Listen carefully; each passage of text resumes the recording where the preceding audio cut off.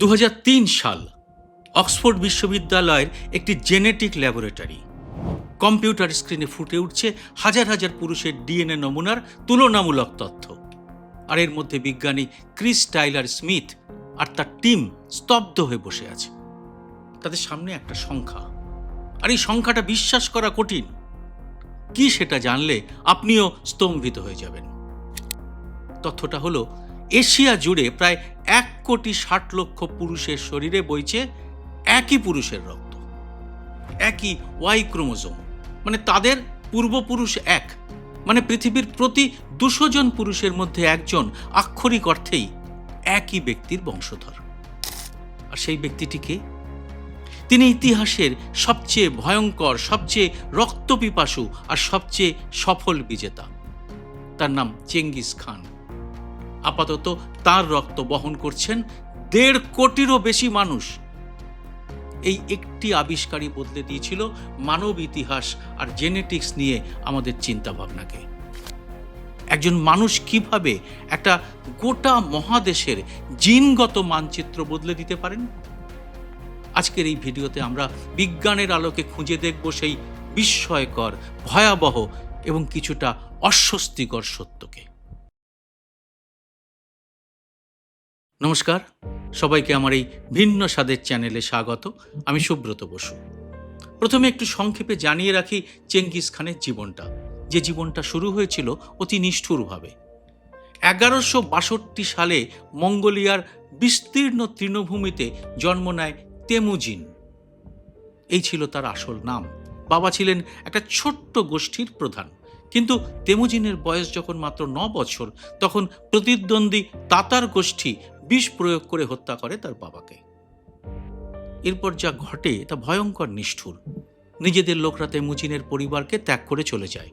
মা আর ভাই বোনদের নিয়ে জঙ্গলে বেঁচে থাকতে হয় তাকে। শিকড়, বুনো ফল আর মাছ খেয়ে তারা বেঁচে থাকতেন। কিন্তু এতেও রক্ষা পায়নি শিশুটি। প্রতিদ্বন্দ্বী গোষ্ঠী তাকে বন্দি করে গলায় কাঠের জোয়াল পরিয়ে দাসত্বে বাধ্য করে। এর মধ্যে তেমুজিন পালিয়ে যায়। আর তারপর শুরু হয় ইতিহাসের সবচেয়ে চমকপ্রদ উত্থানটি। একের পর এক গোষ্ঠীকে পরাজিত করে কূটনীতি আর নিষ্ঠুরতা দিয়ে চেঙ্গিস খান হয়ে ওঠেন এক কিংবদন্তি। 1206 সালে তিনি সমস্ত মঙ্গল গোষ্ঠীকে একটা ছাতার তলায় নিয়ে আসেন। উপাধি নেন চেঙ্গিস খান, যার অর্থ সার্বজনীন শাসক।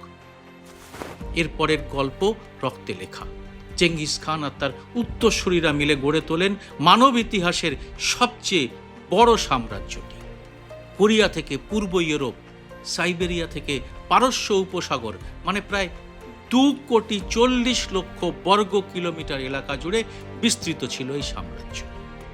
বিশ্বের মোট ভূমির প্রায় 16% ছিল এই সাম্রাজ্যের অধীনে। কিন্তু এই সাম্রাজ্য গড়ার পিছনে কত মানুষকে জীবন দিতে হয়েছিল? ইতিহাসবিদদের হিসাব অনুযায়ী মঙ্গল আক্রমণে মারা যান প্রায় 4 কোটি মানুষ, মানে তৎকালীন বিশ্ব জনসংখ্যার প্রায় 11%। কিছু গবেষকের মতে এই ধ্বংসযজ্ঞের ফলে খালি হয়ে যাওয়া কৃষি জমি ফের জঙ্গলে পরিণত হয়। আর এর ফলে বায়ুমণ্ডল থেকে এত বিপুল পরিমাণ কার্বন শোষিত হয় যে এটা সামান্য হলেও বিশ্বের তাপমাত্রা কিছুটা কমিয়ে দিয়েছিল। ভাবুন একবার, একটা মানুষের যুদ্ধ এতটা ভয়াবহ ছিল যে তা জলবায়ুতেও ছাপ রেখে গেছে। কিন্তু এই ধ্বংসের পাশাপাশি আর একটা জিনিসও ছড়িয়ে পড়ছিল নিঃশব্দে। আর সেটাই আজকের প্রতিবেদনের মূল বিষয়। আর তার কেন্দ্রে ছিল চেঙ্গিসের হারেম। চেঙ্গিস খানের জীবন নিয়ে ঐতিহাসিক নথিতে যা লেখা আছে তা রীতিমতো চমকে দেওয়ার মতো। মঙ্গল ঐতিহ্য অনুযায়ী যুদ্ধজয়ী শাসকের অধিকার ছিল পরাজিত শত্রুর নারীদের নিজের করে নেওয়ার।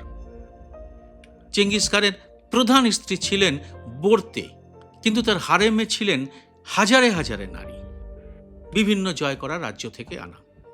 পারস্যের ঐতিহাসিক রশিদ আল দিন তার লেখায় উল্লেখ করেছেন যে চেঙ্গিস খানের বংশধরদের সংখ্যা এতটাই বেশি ছিল যে তারা নিজেরাই তার হিসেব রাখতে পারতেন না। চেঙ্গিস খানের নাতি কুবলাই খান, যিনি চীনের ইউয়ান রাজবংশ প্রতিষ্ঠা করেছিলেন, তার নিজের হারেমেই ছিল হাজার হাজার উপপত্নী। মার্কো পোলো তার ভ্রমণ কাহিনীতে লিখেছেন, কুবলাই খানের রাজদরবারে প্রতি বছর নির্বাচিত সুন্দরী তরুণীদের আনা হতো সাম্রাজ্যের বিভিন্ন প্রান্ত থেকে। এই প্রথার একটাই লক্ষ্য ছিল, সেটা হলো বংশ বিস্তার। আর এতে তারা এতটাই সফল হয়েছিলেন যে আজ 800 বছর পরেও তার প্রমাণ মিলছে এশিয়ার মানুষের রক্ত পরীক্ষার গবেষণা রিপোর্টে। এবার ফিরে আসি সেই 2003 সালের গবেষণায়। অক্সফোর্ডের জেনেটিস্ট ক্রিস টাইলার স্মিথের নেতৃত্বে একদল বিজ্ঞানী এশিয়া জুড়ে 2000-এরও বেশি পুরুষের ডিএনএ নমুনা সংগ্রহ করেন। এগুলো সংগ্রহ করা হয় মঙ্গোলিয়া, চীন, উজবেকিস্তান, পাকিস্তান সহ 16টি জনগোষ্ঠী থেকে। কাজ শুরু করার পর তারা লক্ষ্য করেন একটা অদ্ভুত প্যাটার্ন। এই বিশাল ভৌগোলিক অঞ্চল জুড়ে প্রায় 8.5% পুরুষের শরীরে পাওয়া যাচ্ছে একই রকম ওয়াই ক্রোমোজোম, যা কেবল পিতা থেকে ছেলের মধ্যে সঞ্চারিত হয়ে থাকে। এই বিশেষ জেনেটিক সিগনেচারকে বলা হলো স্টার ক্লাস্টার। গণনা করে দেখা গেল এই বিশেষ জিনগত বৈশিষ্ট্যের অধিকারী পুরুষের সংখ্যা প্রায় 1,60,00,000। আর এই জিনগত ধারা প্রায় 1000 বছর আগে, অর্থাৎ চেঙ্গিস খানের সময়কালেরই একজন মাত্র পুরুষ থেকে শুরু হয়েছিল। এর ভৌগোলিক বিস্তারও ছিল অত্যন্ত তাৎপর্যপূর্ণ।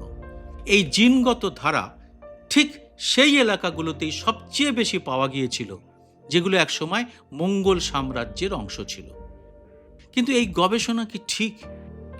গবেষকরা বারবার বিষয়টি ক্রস চেক করেছেন।